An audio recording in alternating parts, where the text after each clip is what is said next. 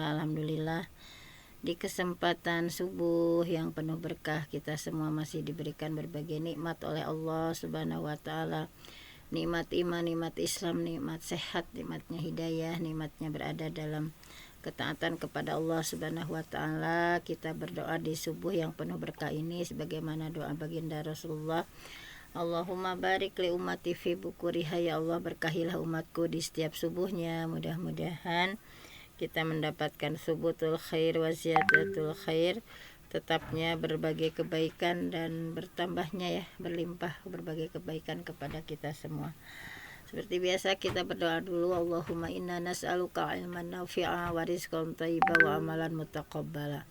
Ya Allah, kami mohon kepadamu ilmu yang bermanfaat, rezeki yang baik, dan amal yang diterima oleh Allah Subhanahu wa Ta'ala. Untuk hari ini kita akan sama-sama mengkaji ya, yaitu di sini sudah ada variasi materi untuk bulan Ramadan. Mudah-mudahan kita memperbanyak tadabbur Al-Quran ya. Kita awali dari tafsir tentang ini ya, tentang apa di bulan Ramadan. Nah, di sini ada tafsir. Sebentar.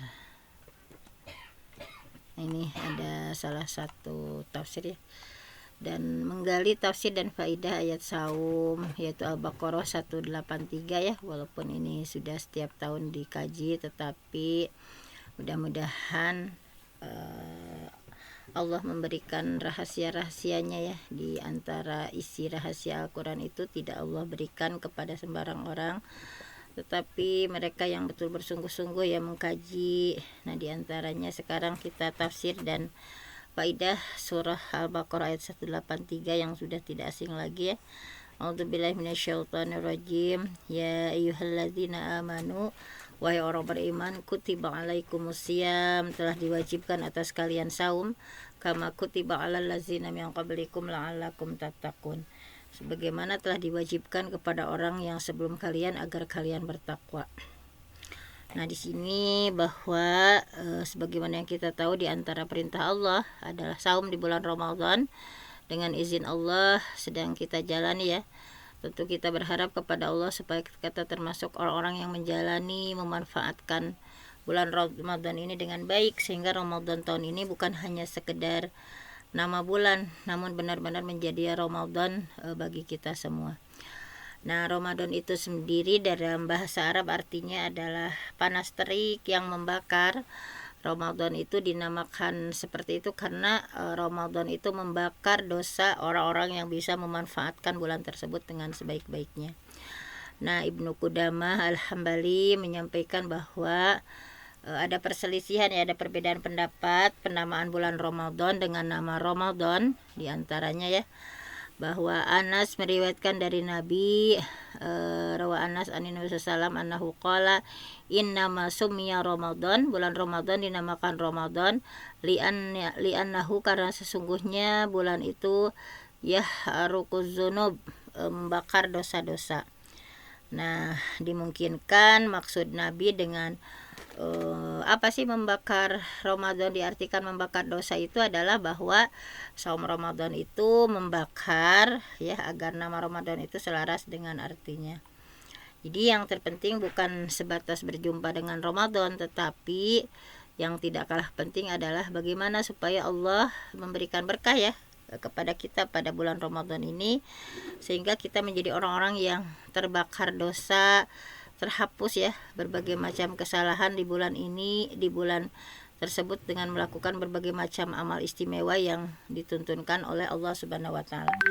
Jadi dari 11 bulan yang sudah kita jalani, dengan satu bulan yang penuh berkah ini bisa diampuni ya seluruh dosa-dosa kita. Nah, mari kita renungkan firman Allah berkaitan dengan kewajiban saum ya. Satu ayat yang sudah sangat populer dan kita sudah sangat hafal dengan ayat ini ya.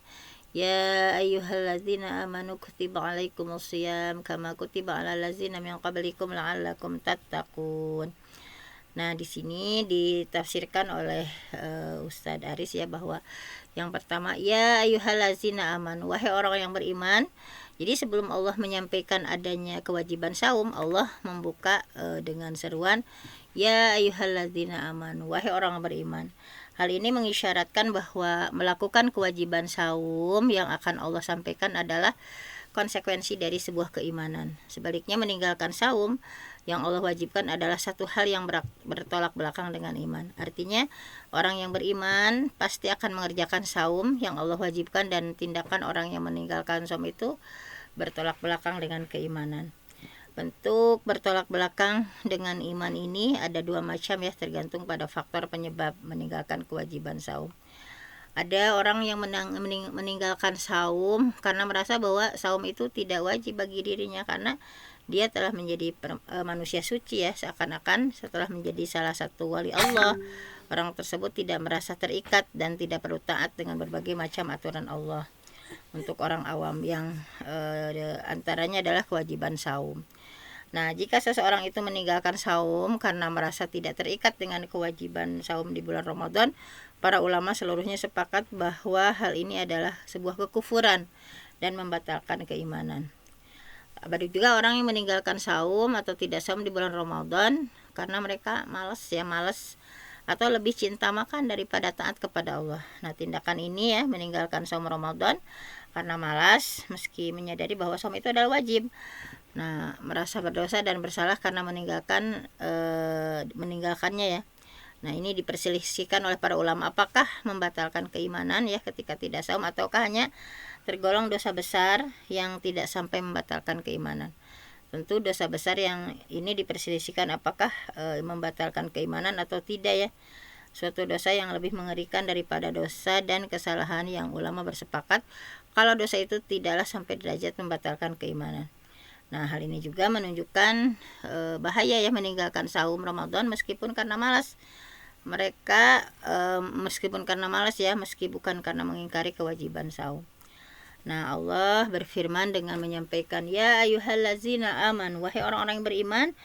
Yang ini jika dalam bahasa Arab, bagi orang yang pernah belajar bahasa Arab ya akan mengerti bahwasanya ini adalah ditunjukkan kepada amanu, laki-laki. Demikian juga allazina ya, berbeda dengan allai, allati. Jadi dalam bahasa Arab amanu dan allazi digunakan untuk muzakkar. Tapi walaupun seperti itu, bagaimana kita tahu bahwa kewajiban saum itu tidak hanya mengikat untuk laki-laki tetapi untuk perempuan. Hal ini adalah karena ada satu kaidah penting ya dalam agama, bahwasanya perintah Allah, Rasulnya yang ditujukan kepada laki-laki itu belum berlaku untuk juga berlaku untuk perempuan. Demikian juga untuk aturan syariat ya yang ditujukan kepada perempuan, menggunakan kata-kata yang khusus digunakan untuk perempuan ya. Ini juga berlaku untuk laki-laki, kecuali kalau ada dalil tegas bahwa di sini ya memang khusus untuk laki-laki atau khusus untuk perempuan. Mengingat sabda Nabi bahwa innama nisa syaqaiqur rijal, sesungguhnya perempuan itu adalah bagian dari laki-laki dalam berbagai perintah Allah dan Rasulullah.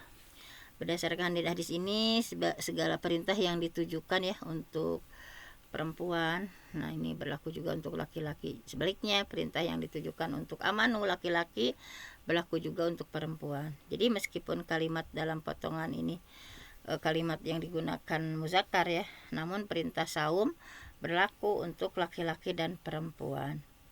Nah, di dalam ayat ini Allah menyuruh mewajibkan saum bagi orang beriman. Perlu diketahui bahwasanya kata-kata allazina amanu, orang beriman, dalam Al-Quran punya dua makna ya. Yang pertama, jika Allah menggunakan amanu, beriman ya, bukan ya Yohanes atau yang lain, ini dalam konteks pujian, pembicaraan kepada penduduk surga dan orang yang mendapatkan keberuntungan. Orang yang beriman, maka allazina amanu ini yang dimaksudkan adalah orang yang beriman dengan keimanan yang sempurna.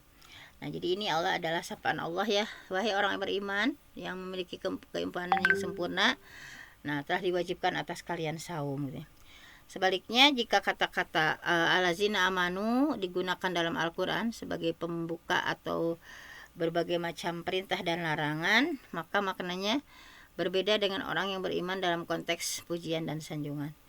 Jadi kata allazina amanu ketika menjadi pembuka untuk suatu perintah atau larangan untuk mencakup orang yang bagus kualitas keimanannya, yang disebut dengan sebutan mukmin atau yang orang-orang yang biasa yang cukup rendah kualitas keimanannya, sebagaimana terdapat dalam hadis malaikat Jibril ya, bahwa dengan istilah muslim bahkan tercakup di dalamnya orang munafik ya. Oleh karena itu semua orang yang menampakkan keimanan dan menyembunyikan kekafiran itu tercakup dalam perintah untuk saum. Kemudian kutiba alaikumusiyam, bahwa tafsir dari kutiba alaikumusiyam, diwajibkan atas kalian saum. Ayat ini menunjukkan bahwa saum itu kewajiban ya untuk kita orang-orang yang beriman dengan berbagai macam kualitas keimanannya, baik orang yang punya kualitas unggul dalam keimanan, kualitas sedang atau kualitas rendah, bahkan orang yang sekedar menampakkan keimanan padahal di dalam hatinya ada tersembunyi kekufuran. Ini juga tercakup dalam kewajiban ini. Jadi Allah mewajibkan mereka semua, 3 kelompok manusia ya, baik orang beriman gitu ya tadi dengan segala ada yang unggul keimanannya, ada yang sedang, ada yang rendah keimanannya, untuk menjalankan ibadah yang disebut dengan as-siyam. Kama kutiba alal ladzina min qablikum, sebagaimana telah diwajibkan kepada orang sebelum kalian. Kemudian Allah berfirman ya bahwa ibadah saum ini sudah Allah wajibkan kepada umat terdahulu. Dalam ayat ini tegas bahwa kewajiban saum itu ya, di samping Allah wajibkan kepada kita umat Nabi Muhammad, juga Allah sudah wajibkan kepada umat masa yang lalu. Nah, kalimat semacam ini adalah satu hal yang tidak kita jumpai dari perintah lain. Misalnya tidak kita jumpai kalimat perintah ya untuk mengerjakan sholat, misalnya wa aqimus shalah. Nah, sebagaimana diwajibkan sholat pada umat terdahulu, tidak ada yang seperti itunya ya. Kalau ini saumah kama kutiba alal ladzina min qablikum, sebagaimana telah diwajibkan atas umat terdahulu.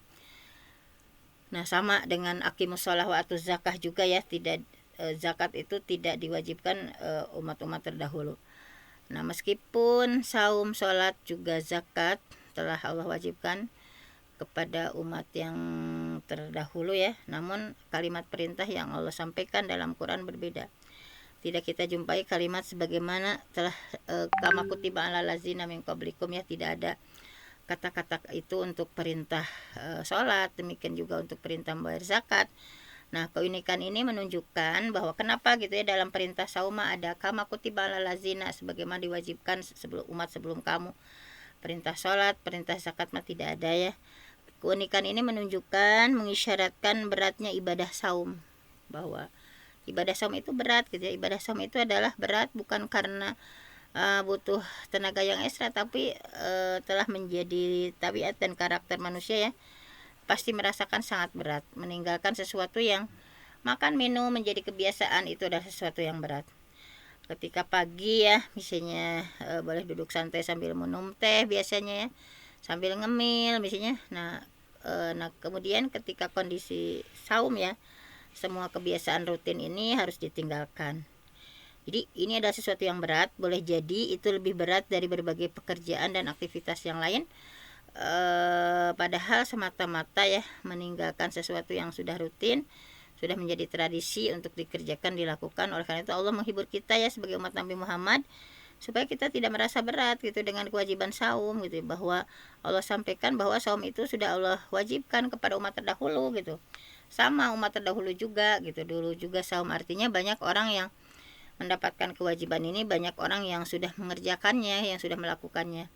Nah, jadi jiwa manusia itu punya prinsip, sesuatu yang berat itu terasa ringan ketika tahu banyak kawan yang senasib biasanya ya. Makanya sama Allah dikasih hiburan bahwa kutiba ala ladzina min qablikum kama kutiba ala ladzina min qablikum gitu ya. Sebaliknya manusia akan merasa sesuatu ini ringan, sangat berat manakala menyadari bahwa sendiri ya, tidak punya kawan, tidak punya teman untuk melakukan hal itu. Nah, jadi kutiba alaikumusiyam kama kutiba alal ladzina min qablikum ini memiliki beberapa faedah. Yang pertama adalah hiburan, bahwa kita tidak merasa berat dan menyadari bahwa ada banyak orang yang mendapatkan perintah semacam ini ya. Kita tidak sendirian dalam melakukan hal ini. Nah, jadi diharapkan terasa lebih ringan untuk mengerjakan menjalani saum. Kemudian faedah yang selanjutnya adalah kama kutiba alal ladzina min qablikum, untuk memberikan semangat ya, bahwa supaya kita menjadi orang yang terbaik dalam melakukan ibadah ini. Jadi secara tidak langsung Allah ingin mengatakan bahwa orang-orang juga udah Allah wajibkan saum dan mereka pun bisa menjalannya dengan baik gitu ya. Apakah kalian umat Muhammad tidak bisa menjalankan ibadah dengan baik, ibadah saum dengan baik gitu ya? Tentu saja jawabannya adalah sebagaimana umat terdahulu bisa menjalankan ibadah saum dengan baik, umat Nabi Muhammad pun pasti bisa gitu ya. Ini diantara hikmah Allah, ada kama kutiba ala lazina min qablikum, sebagaimana diwajibkan untuk umat terdahulu. Nah, dengan kalimat ini Allah ingin memompa ya semangat kita untuk menjadi yang terbaik dalam menjalankan saum. Karena kita tidak ingin kalah, tidak ingin kalah saing dengan umat terdahulu yang mendapatkan kewajiban saum dan mereka sudah menjalinnya dengan baik. Nah, di sini Ibnu Katsir menyampaikan bahwa Allah sebutkan bahwa sebagaimana kama kutiba ala ladzina itu, sebagaimana Allah wajibkan saum kepada umat Muhammad, Allah telah mewajibkan saum juga kepada umat terdahulu. Jadi ada teladan ya pada umat terdahulu dalam masalah saum bagi umat Nabi Muhammad. Jadi hendaknya umat Nabi Muhammad bersungguh-sungguh menjalankan kewajiban saum sehingga menghasilkan saum yang lebih sempurna gitu ya dibandingkan dengan umat-umat terdahulu. Nah, jadi kutiba alaikumusiyam, potongan ayat ini menunjukkan bahwa amal-amal istimewa yang sudah Allah syariatkan kepada umat terdahulu Allah kumpulkan untuk umat Nabi Muhammad. Ibnu Utsaimin menyampaikan bahwa Allah kumpulkan untuk umat ini ya, untuk umat Nabi Muhammad amalan-amalan unggulan yang sudah disyariatkan ya untuk umat-umat terdahulu sehingga tidak ragu bahwa saum itu adalah termasuk amalan unggul. Oleh karena itu Allah menghususkan saum untuk oleh karena itu Allah khususkan saum itu as-saumuli wa ana ajazibihi. Saum itu untukku dan aku yang akan langsung membalas. Berkaitan dengan firman Allah bahasanya kewajiban saum itu ya kutiba alaikumusiyam itu kewajiban saum yang Allah wajibkan kepada umat Muhammad itu semisal dengan kewajiban yang Allah berikan kepada umat terdahulu. Para ulama ahli tafsir berselisih pendapat ya tentang makna dan maksudnya. Sebagian menyampaikan bahwa kesamaan dalam hal ini adalah kesamaan dalam kewajiban. Jadi sedangkan tata caranya beda ya, waktunya beda misalnya. Boleh jadi berbeda. Nah ini Syekh Muhammad bin Shalih Al-Utsaimin menyatakan bahwa yang ada dalam ayat ini adalah penyerupaan kewajiban umat Muhammad dengan kewajiban umat terdahulu, bukan penyerupaan saum yang diwajibkan kepada umat Muhammad dengan puasa terdahulu. Namun pendapat sebagian ulama tafsir yang lainnya ya, ini yang dipilih Ibnu Katsir dalam tafsirnya bahwa kewajiban saum untuk umat terdahulu itu sama sebagaimana kewajiban saum untuk umat Muhammad. Artinya mereka pun diwajibkan saum ya di bulan Ramadan dan dengan tata cara yang sama, tata cara saum yang dilakukan oleh umat Muhammad. Hanya saja perbedaan antara saum kita dengan saum yang Allah syariatkan misalnya kepada Nabi Musa, Nabi Isa adalah adanya syariat makan sahur. Nah, jadi kita bedanya ada sahurnya dulu ya di sini. An Amr bin Al-As qala Rasulullah sallam innallaha faslama baina siyamana wa siyami ahlil kitab aklatas sahur. Sesungguhnya poin pembeda antara saumnya kita dengan saumnya ahli kitab adalah makan sahur. Makanya tasaharu fa inna fis sahur barokah. Sahurlah karena sesungguhnya dalam sahur itu adalah keberkahan. Nah, Ibnu Katsir menyampaikan bahwa pada ayat 184 ya Allah jelaskan kadar saum yang diwajibkan. Saum yang wajib itu tidak setiap hari sepanjang tahun karena hal tersebut akan memberatkan sehingga manusia susah payah untuk memikul kewajiban saum dan menunaikannya. Jadi puasa yang wajib itu hanya beberapa hari saja dulu ya, puasa yang wajib itu hanya beberapa saja. Demikian syariat saum di awal-awal Islam ya, kaum muslimin asalnya itu saumnya itu 3 hari di setiap bulan ya kayak Ayyamul Baid ya. Kaum muslimin saumnya itu hanya 3 hari di setiap bulannya. Kemudian syariat ini dihapus ya, yang saum hanya 3 hari itu syariat ini dihapus. Nah, kemudian dengan adanya syariat saum di bulan Ramadan. Nah, jadi asalnya bertahap ya, cuma 3 hari, kemudian yang 3 hari dihapus diganti dengan 1 bulan di bulan Ramadan. Diriwayatkan bahwa pada awalnya saum wajib dalam Islam itu ya sebagaimana saum umat-umat terdahulu itu hanya tadi 3 hari di setiap bulan. Nah, jadi ya di setiap bulan itu 3 hari ya. Nah, ini diriwayatkan dari Mu'adz bin Jabal, Ibnu Mas'ud, Ibnu Abbas gitu ya, dan lain-lainnya.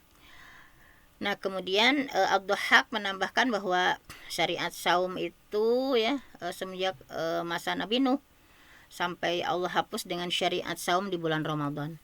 Nah, jadi saum ini ya dilaksanakan itu ada syariatnya menurut Ad-Dhahhak semenjak masa Nabi Nuh sampai Allah hapus dengan syariat saum di bulan Ramadan. Nah, kemudian penulis buku Sifat Saum An-Nabi ya, Sifat Saum Nabi mengatakan bahwa Allah mewajibkan kita saum sebagaimana yang Allah wajibkan kepada ahli kitab sebelum kita.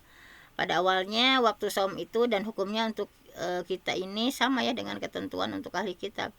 Sama, nggak boleh makan, nggak boleh minum, nggak boleh hubungan suami istri ya setelah tertidur di malam hari. Artinya jika tertidur sebelum makan di malam hari tidak boleh makan sampai malam berikutnya. Jadi dulu ketentuan awalnya seperti itu ya. Jadi nggak boleh makan, minum, dan hubungan suami istri setelah tertidur di malam hari. Jadi kalau kita udah tidur nggak boleh makan, minum, dan hubungan suami istri. Tetapi di sini ya artinya jika tertidur sebelum makan di malam hari juga, misalnya kita ketiduran kemudian belum makan, tidak boleh makan sampai malam berikutnya. Demikian juga waktu saum yang Allah wajibkan kepada umat muslim ya setelah ketentuan syariat saum ini. Nah, ini dihapus sama Allah ya. Diperintahkan untuk sahur dulu dalam rangka membedakan saumnya muslimin dengan saumnya ahli kitab, ada sahurnya. Kemudian la'alakum tatakun. Nah, agar kalian bertakwa. Nah, dalam la'alakum tatakun, supaya kalian bertakwa. Jadi maksud pokok dari Allah mensyariatkan saum kepada kita adalah supaya kita menjadi orang yang bertakwa. Ketika kita saum, kita dilatih meninggalkan hal-hal yang mubah ya, yang boleh dikerjakan harus ditinggalkan. Itu semuanya semata-mata kan Allah Subhanahu wa taala. Jika kita sudah merasa, jika diri kita sudah merasa mudah meninggalkan hal-hal mubah semata-mata karena Allah ya, dan karena takut kepada Allah, lantas mengapa kita merasa berat untuk meninggalkan hal-hal yang Allah haramkan gitu ya. Seharusnya dan tentunya meninggalkan hal yang Allah larang itu lebih ringan daripada meninggalkan hal yang mubah. Nah, di antara makna takwa dalam ayat ini jika dikaitkan dengan konteks saum adalah bertakwa kepada Allah dengan menjauhi larangan saum, terutama hal-hal yang membatalkan saum. As-Sa'di mengatakan bahwa di antara bentuk takwa yang menjadi kandungan saum adalah orang-orang yang saum meninggalkan makan gitu, meninggalkan minum, meninggalkan hubungan biologis dan lainnya. Jadi yang Allah haramkan bagi orang yang saum itu ya, padahal itu semua adalah sesuatu yang disukai oleh jiwa manusia ya. Hal itu dilakukan dalam rangka mendekatkan diri kepada Allah. Manusia meninggalkan makan, minum, berhubungan suami istri ya, semuanya itu adalah dalam rangka mendekatkan diri kepada Allah, berharap pahala ya dengan meninggalkannya, dan ini adalah bagian dari takwa. Demikian juga Allah katakan la'alakum tatakun, ini potongan ayat ini menunjukkan bahwa tadi ya, maksud pokok disyariatkan saum itu untuk menuju jiwa yang takwa, bukan semata-mata badan yang sehat ya, sumutasihu bukan, tetapi bagaimana menata hati kita ya dengan saum itu.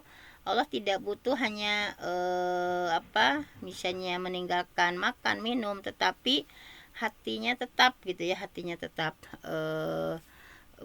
kotor gitu ya. Tetapi betul-betul saum itu menuju jiwa yang takwa, bukan semata-mata badan yang sehat. Oleh karena itu ayat ini bisa dikatakan mengandung isyarah tidak benar ya konten hadis yang terkenal yang sering disampaikan oleh banyak orang di bulan Ramadan.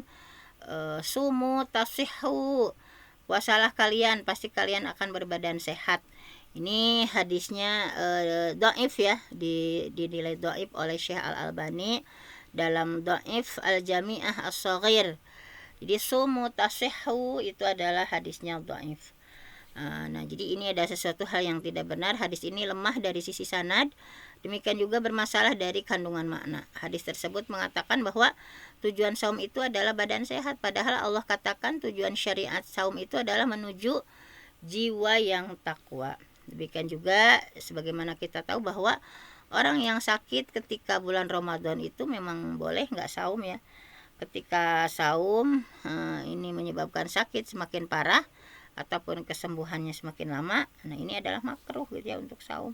Seandainya saum itu menyebabkan sehat, tentu orang yang sakit diperintah juga disyariatkan untuk saum supaya sembuh dari segala penyakit yang ada pada dirinya dan yang menimpa badannya. Ini menurut Ustadz Arif ya analisisnya. Jadi demikian pembahasan yang berkaitan dengan Al-Baqarah 183. Seiring doa kepada Allah supaya Allah memberikan keberkahan kita ya di bulan Ramadan ini, sehingga kita menjadi orang-orang yang sungguh-sungguh memanfaatkannya dengan baik. Nah, ini intinya kandungan ayatnya, bahwa urgensi ibadah saum karena kewajiban saum dibuka dengan panggilan tadi ya ayyuhalladzina amanu. Puasa adalah konsekuensi dari iman, oleh karena itu perintah saum ditujukan orang yang beriman ya, tidak berpuasa itu merusak keimanan. Ayat di atas menunjukkan kewajiban saum, kemudian ibadah saum juga diwajibkan kepada umat terdahulu ya, jangan khawatir gitu ya, sama umat terdahulu juga.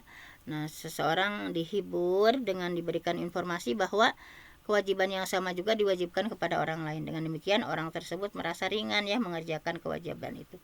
Hikmah diwajibkannya saum adalah takwa kepada Allah Subhanahu wa taala. Karena demikian istimewanya saum, sepatutnya orang muslim melakukan hal yang mengantarkan kepada ketakwaan ya. Allah wajibkan saum untuk tujuan ini, yaitu menjadi insan yang bertakwa. Hal ini menunjukkan bahwa takwa adalah tujuan yang sangat mulia. Jadi takwa itu al-quwah, sebuah kekuatannya untuk meninggalkan apa yang dilarang, sebuah kekuatan untuk melakukan hal-hal yang diperintah. Di antara hikmah Allah ya disyariatkannya aneka ragam ibadah, tujuannya adalah agar beribadah tersebut bisa menjadi ujian yang sempurna bagi setiap manusia ya. Amalan yang paling berat bagi masing-masing orang itu beda-beda ya. Ada yang merasa berat bayar zakat, ada yang merasa ringan ya untuk bayar zakat tapi berat mengerjakan sholat.